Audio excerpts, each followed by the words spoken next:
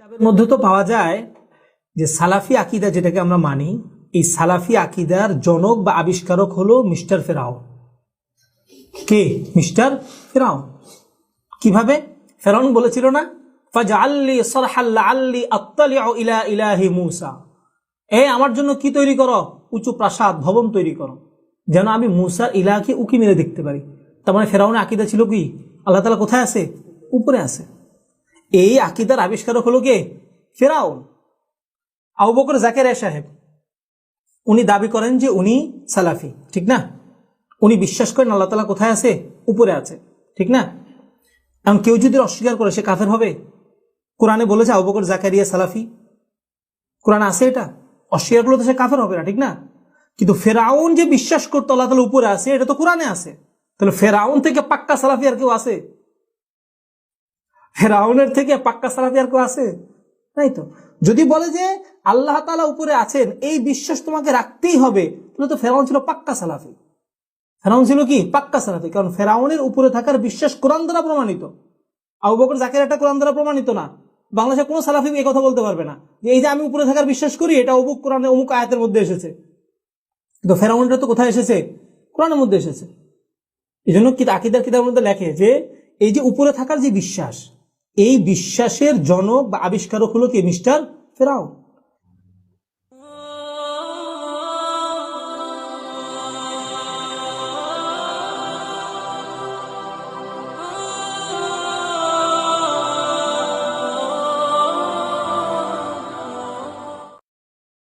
এরপরে আসুন গোটা সলভে সালেহিন সাহাবায়ে কেরামগণ থেকে শুরু করে তাবেঈন এজাম থেকে শুরু করে আবুল হাসান আশআরী, এই আবুল মানসুর মাতুরিদি, যাদের আকীদা তারা গ্রহণ করেছে, তাদের জন্মের আগ পর্যন্ত জাহমি সম্প্রদায় বাদে গোটা সলফে সালেহিনের ইজমা ছিল এই তিনটা পয়েন্টের উপরে। আমি সেই বিষয়ের উপরে মাত্র কয়েকটা, বলতে গেলে মাত্র 60টা আমি কিতাব থেকে স্ক্রিন পেজ আমি পড়ে শোনাবো ইনশাআল্লাহ।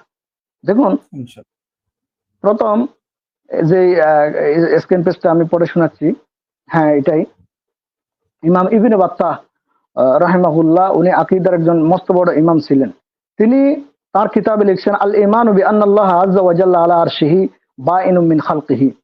ঈমান কি?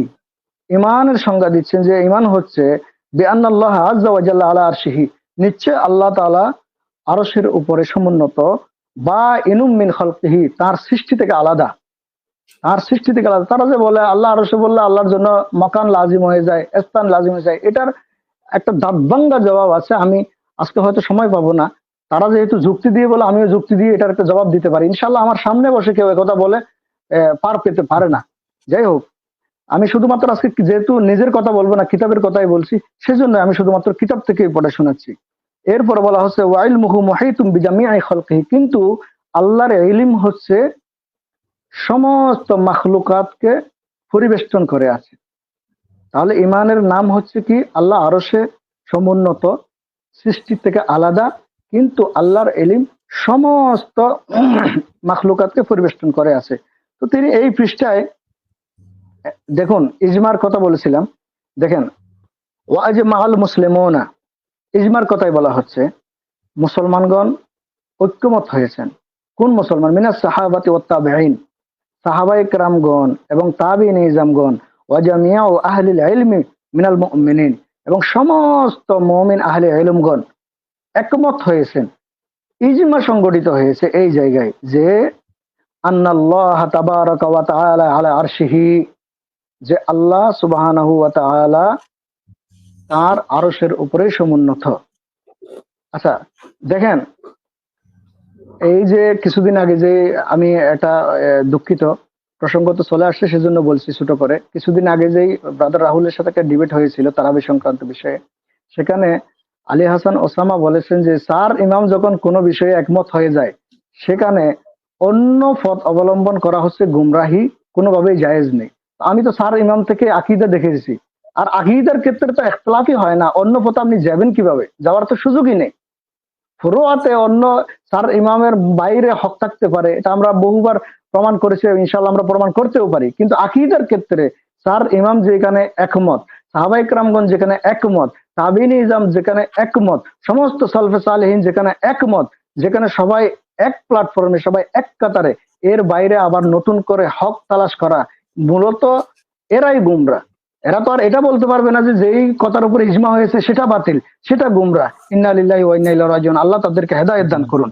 সেখানে স্পষ্ট বলা হচ্ছে যে ইজমা হয়েছে আল্লাহ আরশের উপরে, একতার উপরে, ফৌকা সামাওয়াতিহি, যে আসমান সমূহের উপরে, আরশ কোথায়? আসমান সমূহের উপরে। এরপরে বলা হচ্ছে বা ইনুম মিন খালকিহি, তার সৃষ্টির থেকে আলাদা, ওয়া ইলমুহু মুহিতুম বিজামিই খালকিহি, কিন্তু আল্লাহর ইলম, আমি এই পৃষ্ঠা পুরোটা পড়বো, এখানে অনেক গুরুত্বপূর্ণ তথ্য আছে, কিন্তু জি জি আল্লাহর ইলম, হ্যাঁ, তার সমস্ত মাখলুকাতকে পরিবেষ্টন করে আছে। লা ইয়াবা যালিক, দেখেন, ওয়ালা ইউনকিরহু, এই কথা, অর্থাৎ যেই কথার উপরে ইজমা হয়েছে সেই কথা কেউই অস্বীকার করেনি। ওয়ালা ইউনকিরহু, এটা মানে কি, কেউ অমান্যও করেনি, কেউ অস্বীকার করেনি। ইল্লা মান ইনতাহালা মাযাহিবাল হুলুলিয়্যা, কিন্তু যারা হুলুলি মাযহাবে পদার্পণ করেছে, যারা হুলুলি মাযহাব গ্রহণ করেছে, এরা ব্যতীত কেউই এটাকে অস্বীকার করেনি। এখন হুলুলি মাযহাব, বর্তমান দেওবন্দীরা হুলুলি, অর্থাৎ মানে আল্লাহ সৃষ্টি এবং স্রষ্টা একাকার, এই আকীদায় বিশ্বাসী। সেটা আমি আমার একটা পোস্টে প্রমাণ করেছি, ইনশাআল্লাহ আমি যে কোনো মুহূর্তে প্রমাণ করতে প্রস্তুত আছি ইনশাআল্লাহ। এরপরে আমি পড়ছি, এই হুলুলি কারা?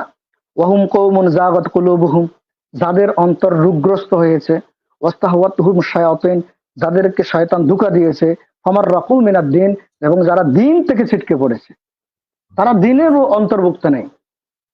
যারা হুলুলি, হাজি ইমদাদুল্লাহ মুহাজির মক্কির জিয়াউল কুলুব পড়েন, ইমদাদুস সুলুক পড়েন, আশরাফ আলী থানভীর বহু কিতাবাদি, দেওবন্দি আকাবিরদের কিতাবাদি আমরা খুলে খুলে, আজকে যেমন এই যে দলিল মানে খুলে খুলে দেখাচ্ছি, এমনি ভাবে খুলে খুলে দেখাতে পারি ইনশাআল্লাহ। যদি কখনো সামনে আবার যদি সেই টপিকে যদি আলোচনার সুযোগ পাই, ইনশাআল্লাহ সেদিন দেখাবো। তারা হুলুলি বিশ্বাসী। যাই হোক, এরপরে দেখেন ওয়াকালু, তাদের দলিল কি, তাদের যুক্তি কি হুলুলিদের? ইন্নাল্লাহ যাতু লা ইয়াখলু মিনহু মাকান, আল্লাহর জাত অর্থাৎ আল্লাহর সত্তা কোন জায়গা থেকে খালি নেই, অর্থাৎ পৃথিবীর মানে সৃষ্টির কোন অংশই আল্লাহর জাত থেকে খালি নেই। নাউযুবিল্লাহি মিন যালিক। ফাকালু, তারা বলছে, ইন্নাহু ফিল আরদি কামা হুয়া ফিস সামা, তিনি জমিনেও আছেন, আল্লাহ জমিনেও আছেন যেমনি ভাবে আসমানেও আছেন। এর বলছে ওয়া হুয়া বিজাতি হালুন ফি জামিআল আশিয়া, তিনি সত্তাগতভাবে সমস্ত কিছুর মধ্যে তিনি একেবারে একাকার হয়ে আছেন। এরপর বলেছে ওয়াকাদ আকযাবাহুমুল কুরআন ওয়াস সুন্নাহ, তারা মূলত কোরআন সুন্নাহকে মিথ্যা প্রতিপন্ন করেছে। ওয়া আকাওয়িল সাহাবা ওয়াত তাবিঈন, সাহাবায়ে কেরামগণ এবং তাবিঈন ইজামগণের যেই ফতোয়াগুলো সেগুলোকে তারা মিথ্যা প্রতিপন্ন করেছে। মিন উলামাইল মুসলিমিন।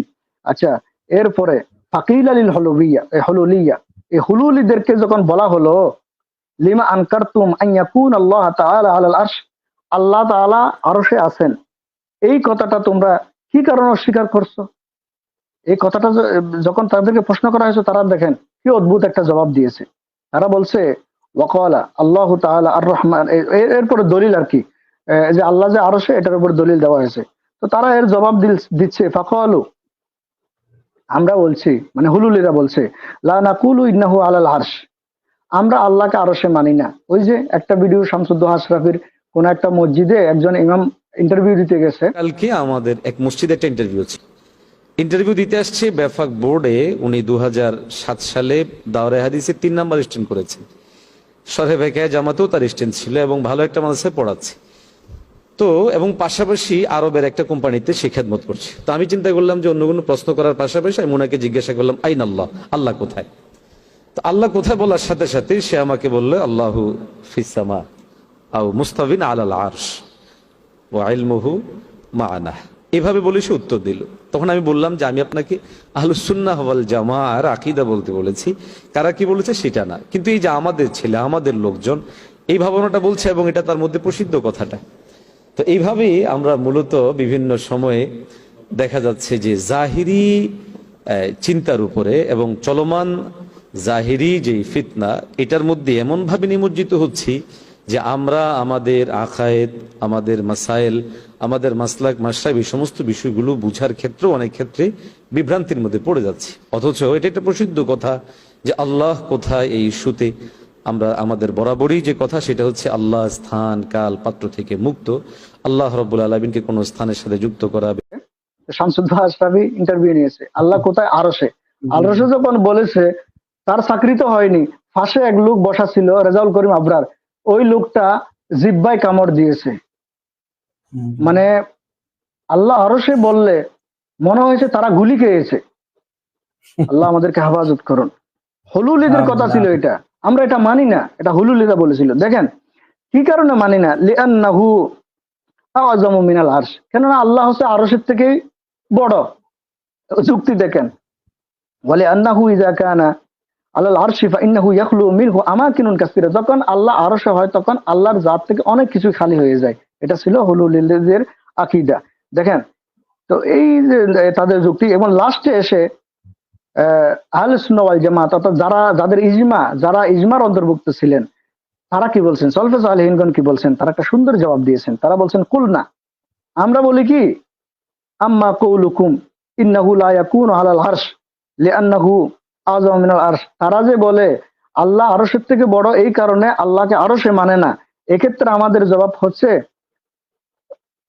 ফাকাদ শাআ আল্লাহু আন ইয়াকুনা আলাল আরশ ওয়া হুয়া আ'যামু মিনহু, কিন্তু আল্লাহ যে আরশে সমুন্নত হতে চেয়েছেন, এই যে আর রহমান আলা আরশি ইস্তাওয়া, আমরা সামনে প্রমাণ দেখাবো দেওবন্দীরা কিভাবে স্বীকার করেছে এই কথাগুলো। এই যে আল্লাহ যে চেয়েছেন আরশে হওয়া, এই আল্লাহর ছাওয়াটা তো তার থেকেও বড়। তোমার যুক্তি হচ্ছে আরশের থেকে আল্লাহ বড়, তাই আরশে হওয়া আল্লাহর পক্ষে সম্ভব না, সেজন্য আমি মানি না। কিন্তু সলফে সালেহিনের জবাব ছিল আরশের থেকে আল্লাহ বড়, এটা হচ্ছে তোমার যুক্তি, কোনো দলিল নেই।